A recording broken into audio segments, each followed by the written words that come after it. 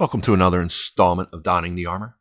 This morning we will begin in 2 Samuel chapter 16, verse 15.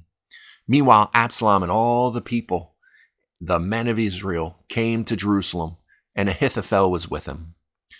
So meanwhile, as David is fleeing, he's being deceived by certain people, he's being cursed by others, all because they view him as the usurper to Saul's throne and see Absalom's coup as judgment upon David for his evil. That God is finally repaying David's evil by removing him from the throne because he was an unjust king without God's true hand in his ascension to the throne. So now Absalom's coming in. He's coming into Jerusalem. He's not having to besiege it now because David left. He can come in peace. He can come in without the bloodshed. We can see he's not going to come in without evil, though. He's going to bring forth a great amount of evil into his actions because he is not the good, upstanding man of God that his father is. He is a man who has spent the last 7 years in abject bitterness over David's inaction. We are told in Proverbs also in the epistles, but told not to suffer our children. We're told not to embitter them. We're told as parents we're not to embitter our children, to bring them into a place where they hate us or they become angry and distraught and embittered, especially with God. Now, Absalom, because of David's inaction, has become embittered. He is just a ball of bitterness, and he wants to lash out and destroy everything his father held dear. He wants to take everything from him. For Absalom, this is a journey and a goal of full-on revenge against his father. There's no good coming from this. He's not doing this because he views his father as evil, and he is bringing forth victory and peace to the people of Israel. He's doing this fully about revenge.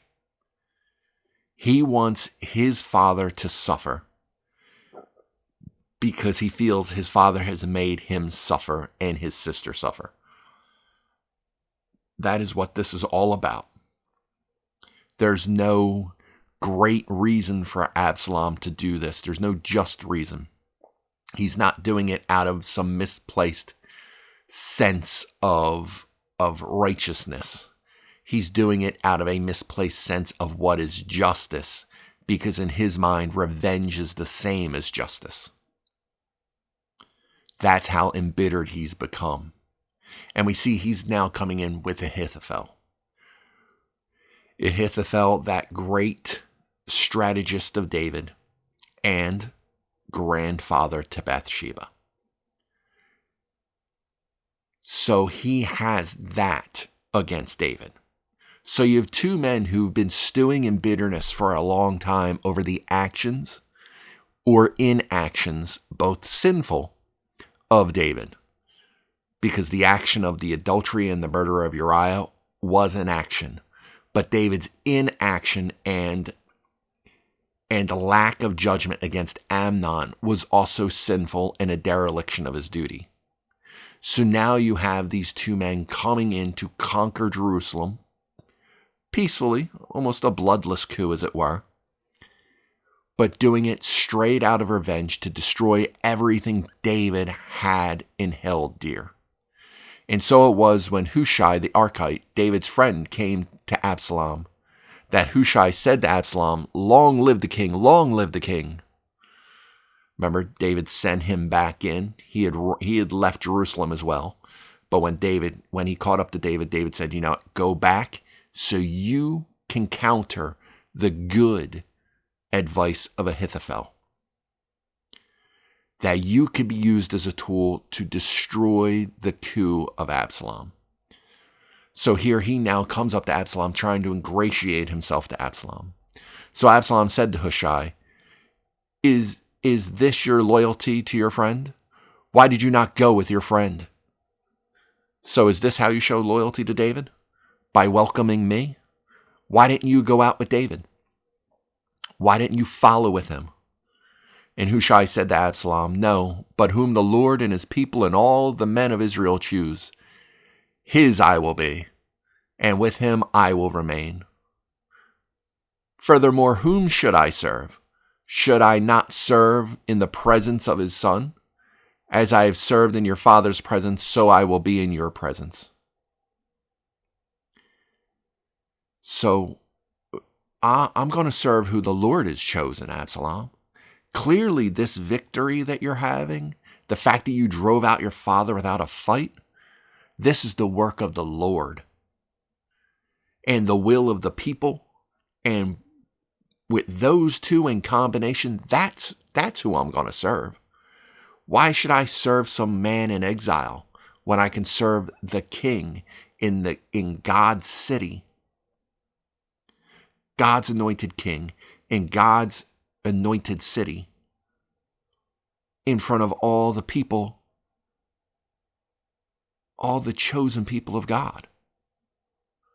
You're the one that's been chosen, so clearly I'm going to stay with you.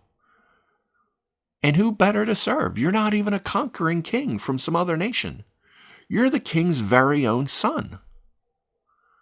So as I served in your father's presence before the Lord threw him out, I'm going to serve in your presence. Because I'm going to do what's right by God and by the people.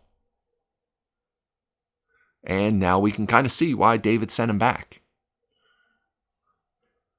Because he's very good at what he does. Then Absalom said to Ahithophel, give advice as to what we should do. And this is where Ahithophel's revenge comes in. When we foment bitterness, it comes back at us. Said our sin finds us out. But when we foment hate through our sin, that bitterness will often be acted upon. And it won't be just directed at ourselves. It won't be just directed at the one who deserves it. When I sin, I deserve the consequences of my sin. But so often it will hurt the people around me. When I sin, it could directly affect my children. If I sin bad enough, if I rob a bank, if I attack someone, my children could suffer for my sin indirectly through the loss of me, through my incarceration. But they could suffer directly. People could take it out on them because I've harmed other people. It could be taken out indirectly or directly to my wife, to those I love. And David's sin of adultery with Ahithophel's granddaughter is going to directly affect those in David's house. It is going to be repaid in direct ways. And Ahithophel said to Absalom, go into your father's concubines, who he has left to keep the house, and all Israel will hear that you are abhorred by your father. Then the hearts of all who are with you will be strong. Go violate your father's concubines. He's left 10 women in his house to keep the house. Go violate and rape them.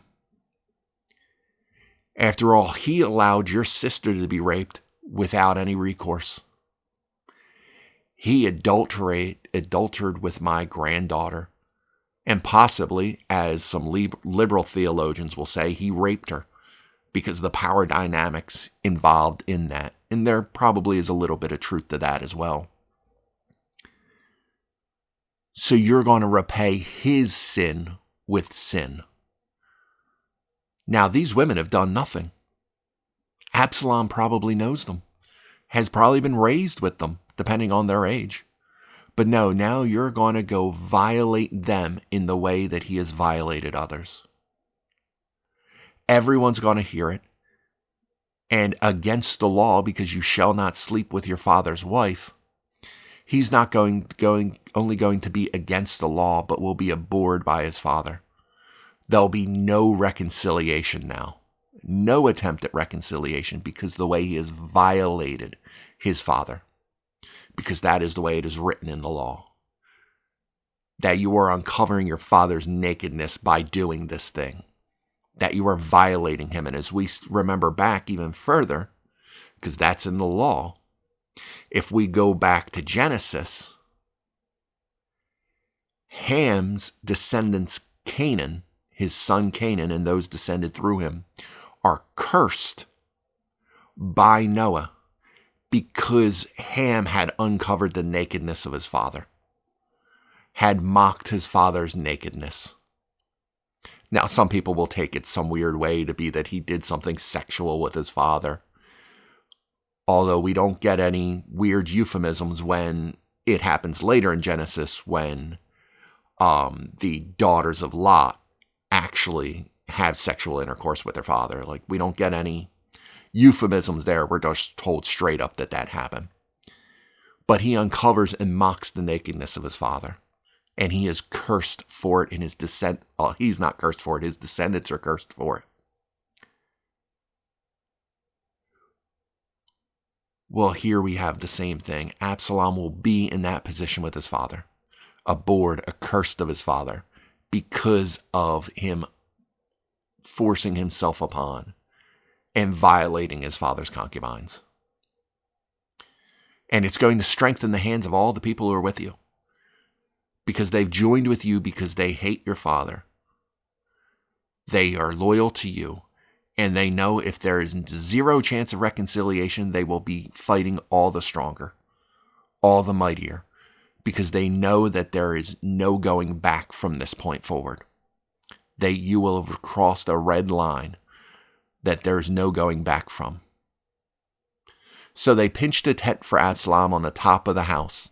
And Absalom went into his father's concubines in the sight of all Israel. And that is as God had promised through and prophesied through Nathan. That as he laid with Bathsheba in private, that those in his house would be laid with in public before the sun. And that's exactly what's happening. So pitched a tent on top of the house where everyone can see him. Where everyone will know that they are violating these women. Now the advice of Ahithophel, which he gave in those days, was as if one had inquired at the oracle of God. So was all the advice of Ahithophel, both with David and with Absalom. It was as if when you got advice from Ahithophel, it was as if you had inquired of a prophet of God who heard directly from God. Because as God said, speaking in the Torah, that if a prophet comes, he will always be correct because he is speaking from me and what I say happens. So it was thought of in those days that was like Ahithophel. When Ahithophel, whatever he said was going to happen, happened. He was never wrong with the advice he gave. As we can see, it was not always moral and decent. Didn't mean he was this great, upstanding human being at all times. But what he said came to pass.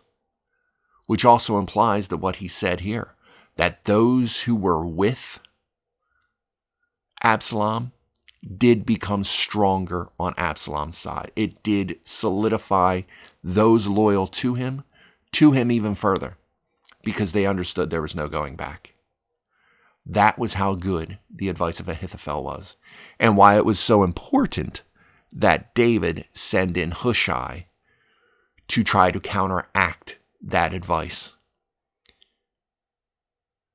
But also, it shows just how poor the thinking was with David when he decided to avoid that red flag and commit adultery with Bathsheba. because it also made him a very powerful enemy who was, like Absalom, waiting for the opportunity to strike. But moving on to chapter 17.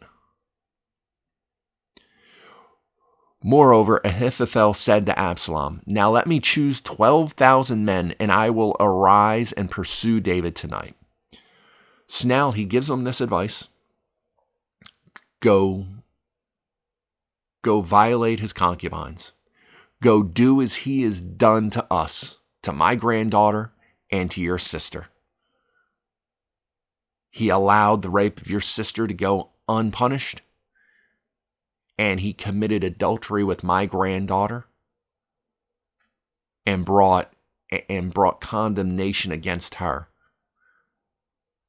because of the way that she was mistreated.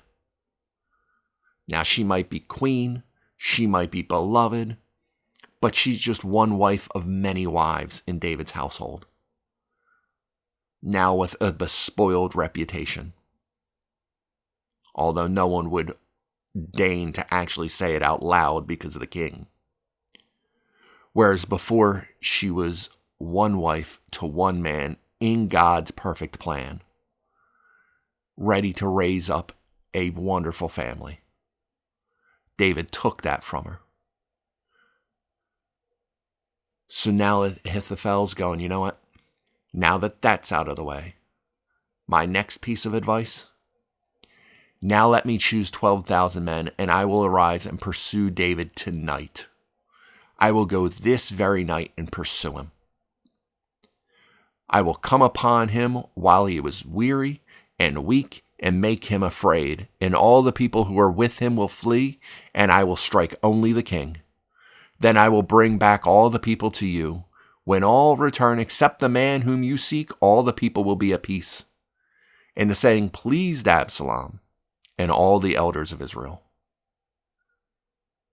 saying, don't waste time. David is broken. He's fleeing. He's not set to fight. Go out. He's weak. He's weary. He wasn't ready for battle.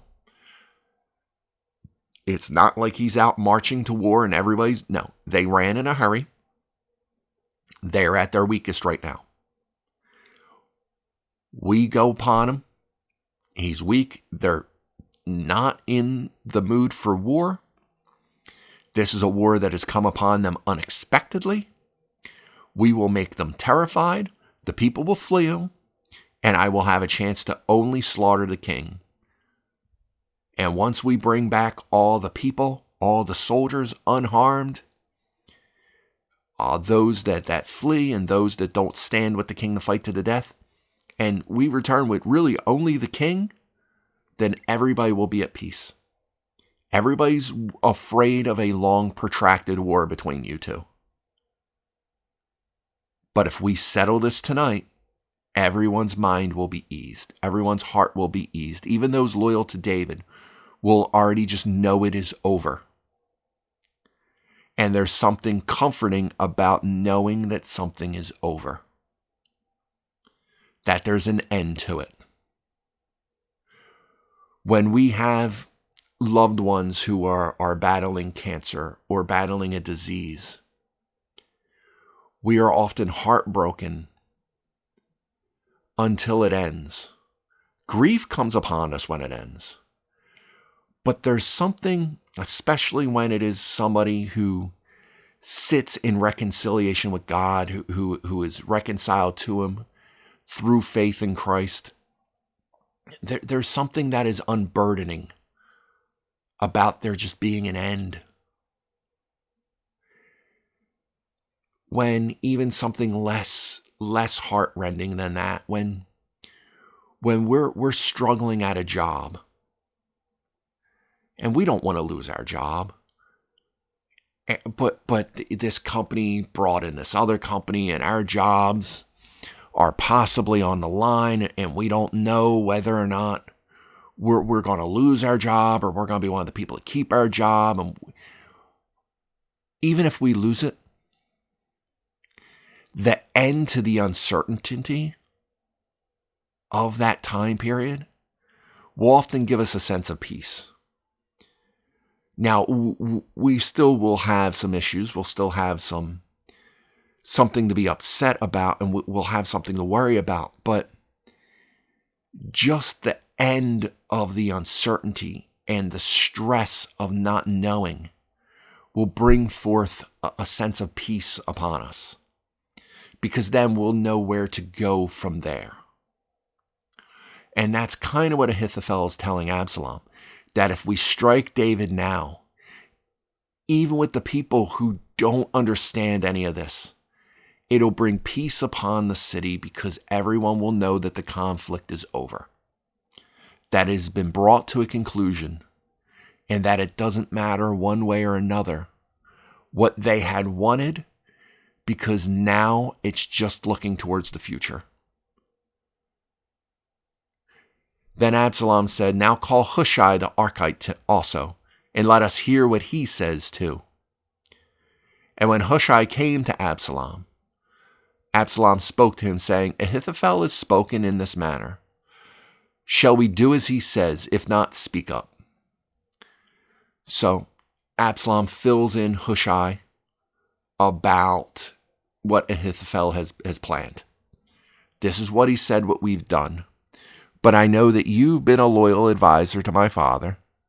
You've claimed you're going to be a loyal advisor to me. What should I do, Hushai? What should I do? How should I go about this?" This is all he says.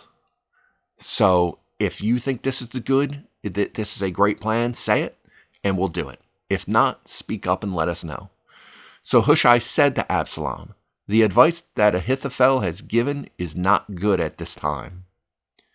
You notice that that's very good wording. Once again, this is one of the reasons why David said, "Hey, go back."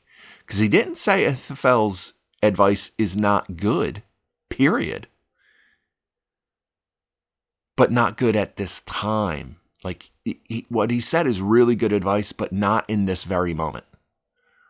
At this moment isn't the right timing. And as we know through living life, life is also about timing. We can do the right thing at the wrong time and mess things up mightily.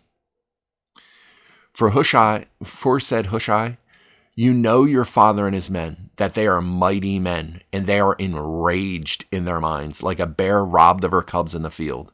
And your father is a man of war and will not camp with the people.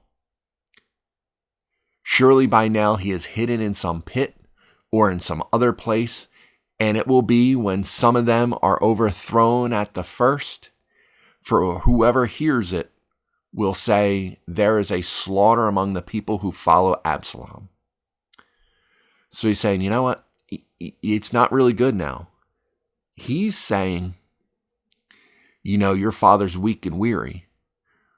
But I'm telling you, you know your father. They are mighty men. They are powerful men. They do not get weak. They get angry. He's going to be like a mother bear robbed of her cubs.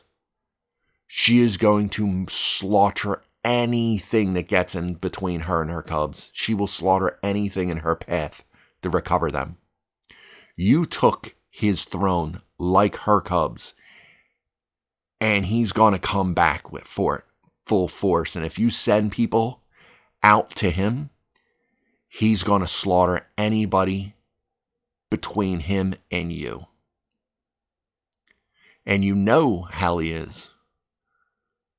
You were born in Hebron. You were born before he came to Jerusalem. And I'm sure you have heard all of the stories of your father and his mighty men camping out in the wilderness, always hiding and having a different place, hidden in the caves and in burrows, and how Saul had to hunt and search for him. You know he's not going to be camping out in the middle of a field. He's going to be hidden. And when you go to try to find him, your people are going to get slaughtered. And people are going to start hearing about it, that there's a slaughter among your people, that the people that follow you are going to get slaughtered at first. That first wave you sent out there are going to get butchered. And then as he continues, and even he who is valiant, whose heart is like the heart of a lion, will melt completely. For Israel knows that your father is a mighty man, and those who are with him are valiant men. So once people find out there's a slaughter, no one's going to continue with you. They're going to be terrified. You're going to melt the hearts of those with you. You feel that through your actions you just took earlier, you just solidified and hardened the hearts of the people with you, and that they'll follow you forever. You send them into a slaughter. Those who remain to be the second wave, no, their hearts are going to be completely melted, because they've grown up on the stories and probably exaggerated myths of your father and his mighty men, and what they have done to giants, what they have done to armies, how they have escaped armies in all the victories they've had. No, those people grew up on those stories of your father. They are going to be terrified. Therefore, I advise that all Israel be fully gathered to you from Dan to Beersheba, like the sand that is by the sea for multitude, and that you go to battle in person. So we will come upon him in some place where he may be found, and we will fall on him as the dew falls on the ground, and as him and all his men who are with him there shall not be left so much as one. You know, Ahithophel thinks you should go in like a surgical extraction to slaughter just David. I'm telling you, that's not going to work. If you even find David, it's not going to work. There's going to be a slaughter among your men. But if you hold off and you send out word to all the tribes around, from Dan to Beersheba, and you bring everyone to you like we're the sand of the seashore, that we cover everything, and we come upon him like the dew on the ground, covering every inch of ground, then you're not going to have to worry about slaughtering one man. We will slaughter everyone who is loyal to him, leave no survivors, and have absolute victory. Moreover, if he is withdrawn into the city, then all Israel shall bring ropes to that city, and we will pull it into the river, until there is not one small stone found there. We're going to have so many people, we will bring the walls of the city down. We will drag the entire city into the ocean. We will be so powerful that nothing and no one will stand in our way. So Absalom and all the men of Israel said, the advice of Hushai the Archite is better than the advice of Ahithophel. For the Lord had purposed to defeat the good advice of Ahithophel, to the intent that the Lord might bring disaster on Absalom. The Lord gives them over to what they believe. He hardens their heart to his advice in a way that, the Lord would harden the heart of Pharaoh, that he would give him over to the nature that he wishes to follow through with anyway. They want absolute victory. Absalom wants absolute destruction. Sure, he wants to take his father's life. He wants to take his father's throne. But he wants to crush everything his father holds dear. Everything. He wants absolute revenge. And he will have absolute revenge if he crushes his father's mighty men. He doesn't just want his mighty men to come to him. He wants everything his father loved destroyed and driven before him. So he doesn't want that surgical extraction. He wants momentous victory. He wants absolute revenge upon everything his father holds dear. So they see his advice as being better, because it pumps up his ego more. After all, in Ahithophel's way, he's just going to send like SEAL Team 6 in to kill David. In Hushai's way, Absalom's going to take the field of battle. He's going to prove that he is even mightier than his father, a mighty man of war that his father wished he could be, taking not just his father's life, but the lives of his mighty men, and taking over the reputation David has among people. David is known as this mighty warrior king. Well, Absalom's going to take that for himself as well. Not just as a prince who sat back at home while other soldiers did his work, but taking the name and reputation of David as well. A complete and utter destruction of everything that David was. That's what Absalom is after. Then Hushai said to Zadok and Abiathar the priests, "Thus and so Ahithophel advised Absalom and the elders of Israel, and thus and so I have advised. Now therefore send quickly and tell David, saying, do not spend this night in the plains of the wilderness, but speedily cross over, lest the king and all the people who are with him be swallowed up." So he goes to the priests, as David has instructed. You're going to advise Absalom. You're going to be the spy in Absalom's court, and then you're going to tell Zadok and Abiathar. They're going to tell their sons. Their sons will run it to us, and they'll let us know all the plans. Everything will be told. We'll have a spy inside Absalom's court, so we know everything that's going on. And Hushai saying, look, they liked my plan. They liked Ahithophel's plan. Don't spend time in the wilderness, because if they go with Ahithophel's plan, you will be swallowed up. Tell him to get out, cross the Jordan. Now Jonathan and Ahimaaz stayed at En-Rogel, for they dared not be seen coming into the city. So a female servant would come and tell them, and they would go and tell King David. Nevertheless, a lad saw them and told Absalom. But both of them went away and quickly came to a man's house in Bahurim, who had a well in his court, and they went down into it. So they don't want to be seen going into the city and then leaving, because that's going to seem very suspicious.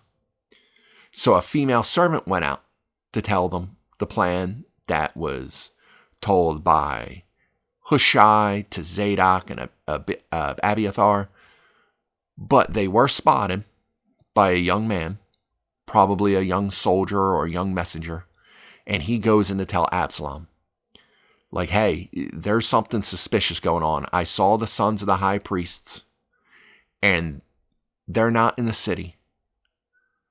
I saw a young female servant go out to tell them something. So now this is raising suspicion. But by the time Absalom could get out there, they've already left, and then they've gone down into a well to hide. Then the woman took and spread a covering over the well's mouth and spread ground grain on it, and the thing was not known.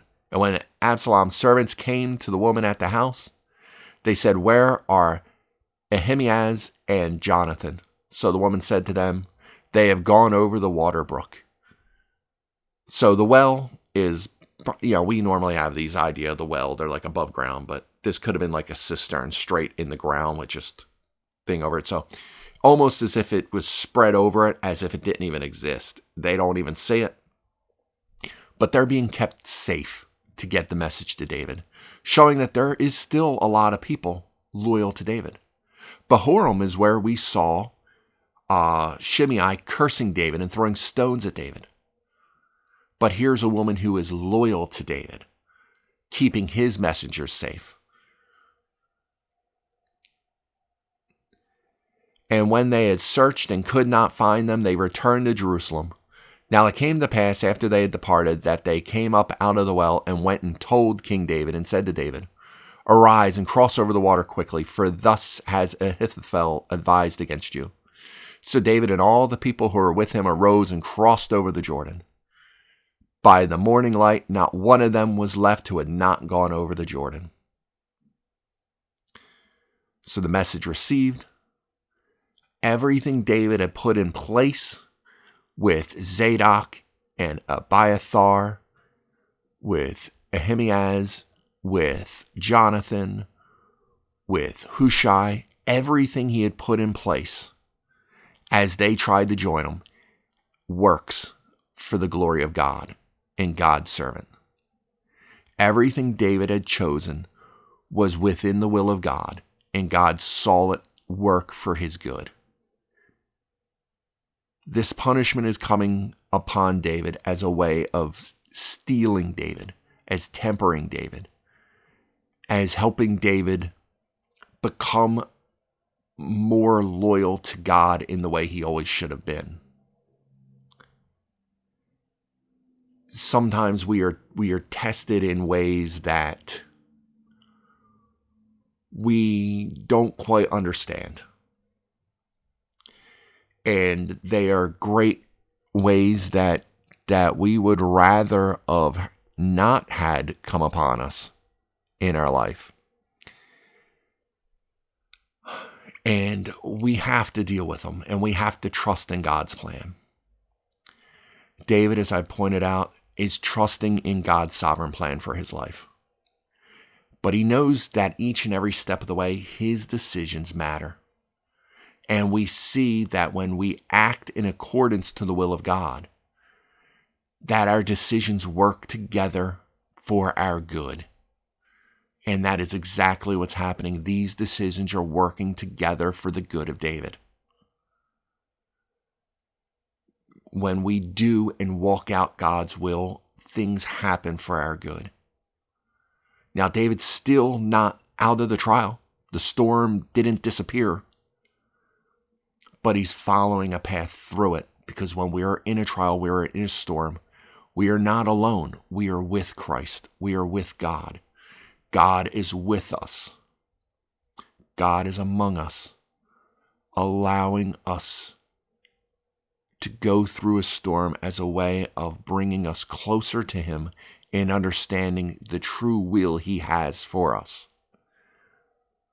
So every motion that David has put, every decision that David has put in the motion has worked excellently for his good because of the will of God.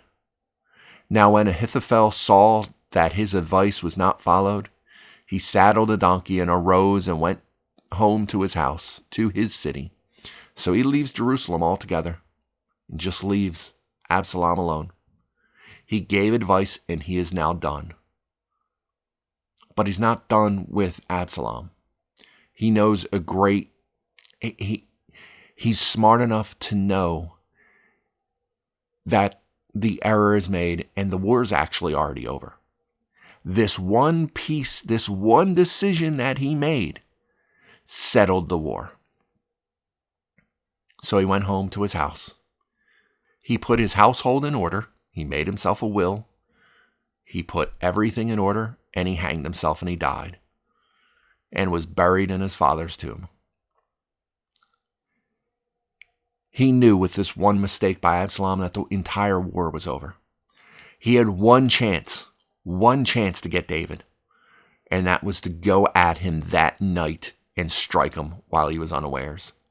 While they were fleeing and tired and broken, he knew that was the only chance. And the second Absalom went with Hushai, went with his advice, it was over. And he knew that his life was already forfeit. He had followed revenge and come up empty. He had followed his bitterness and his anger, and it consumed him and led him to destruction of his life. Led him to having no other place to go but death, either death by his own hand or death at the hands of David.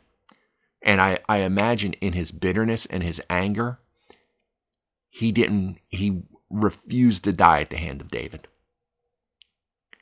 And so much would rather have died by his own hand. Is that the right decision or not? I don't know. Would David have forgiven him or not? I don't know. But he was not going to give David the satisfaction of being the one to kill him. He banked everything on hatred, on anger, and on bitterness, and came up empty. And it is a lesson to all of us to watch what we do. to watch how we are going to go with the course of our life.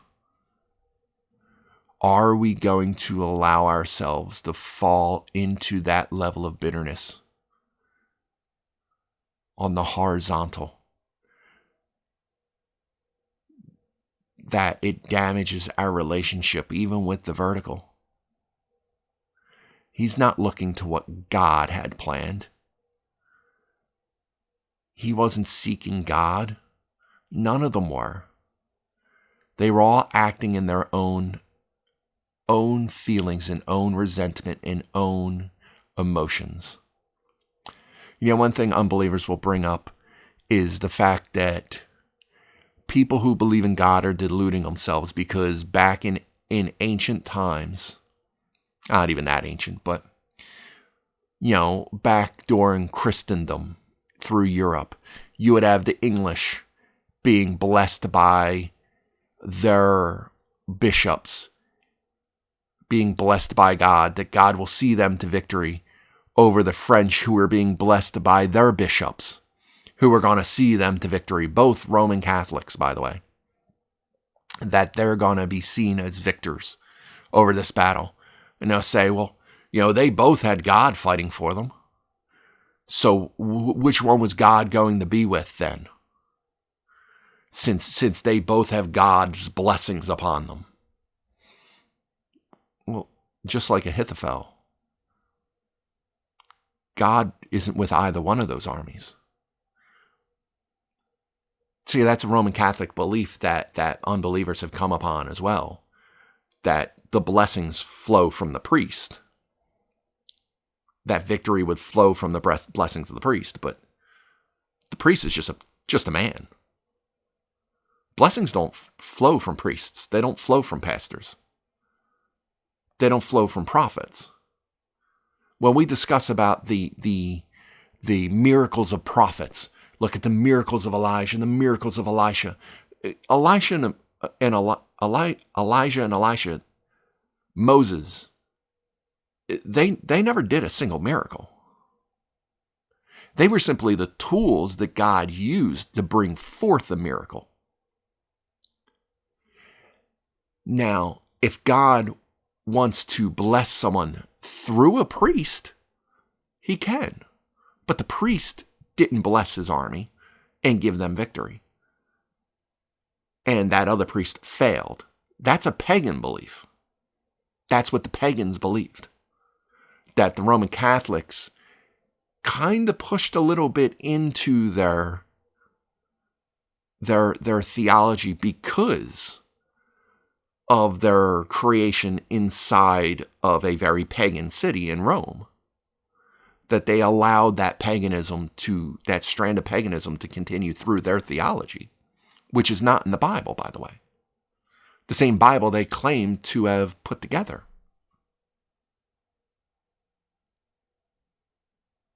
No, God's not with either one of those armies. Not with either one of them. His hand's not in any of that.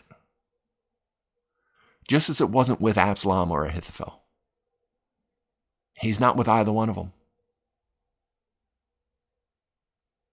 They just believed they're doing things because they believe if they do it, then God must be with it. And a lot of believers delude themselves into that same thinking.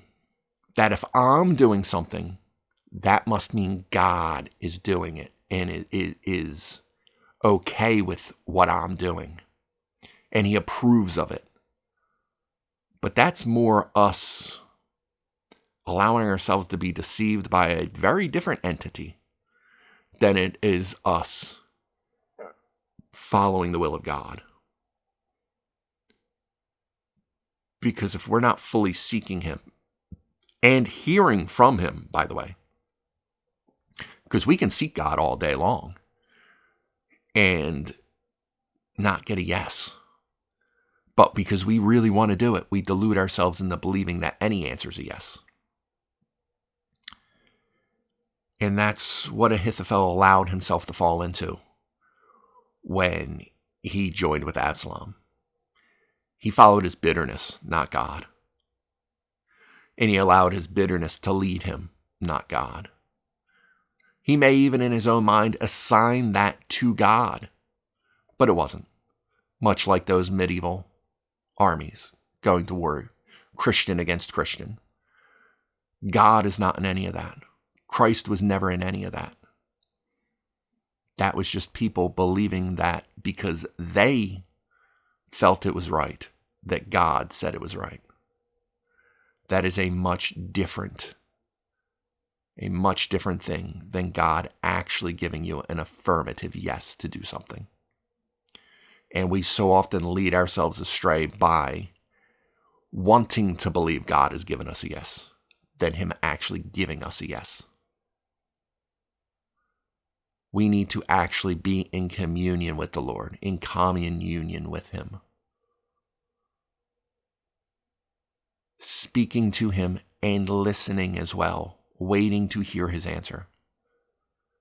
And sometimes we won't hear one. Sometimes it'll be obvious.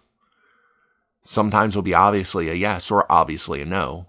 And sometimes it's as Hushai said, the timing's just not right. The timing is not good right now. So you need to wait, be patient, and know that I am God and that my plan is for your good. Because God is loyal to give us all the things that we ask of him as long as it is in his will and aligns with his will and is what is truly for our good. Because so often we delude ourselves into believing something's for our good when it's actually not. And that's something we need to come to grips with before we act in a way that drives us to rash, harsh decisions and believing that we have put ourselves in our own hands and making mistakes for which we can't recover from, which is where Ahithophel found himself. Allowing his bitterness to lead him to a situation that he could not recover from because he didn't follow God. He followed his own sinfulness and self-righteousness to his ultimate destruction. Be wary of confusing your own voice for the voice of God. Because his voice will always align with his revealed word to us. And when we do things and pray for things to contradict that or move away from it slightly, we're not hearing from him. We're hearing from us because we're just following our own lustings and not his sovereignty. But that's where we shall end it for today. I hope this was fruitful for you. I hope to see you back again next time. But until then, be blessed.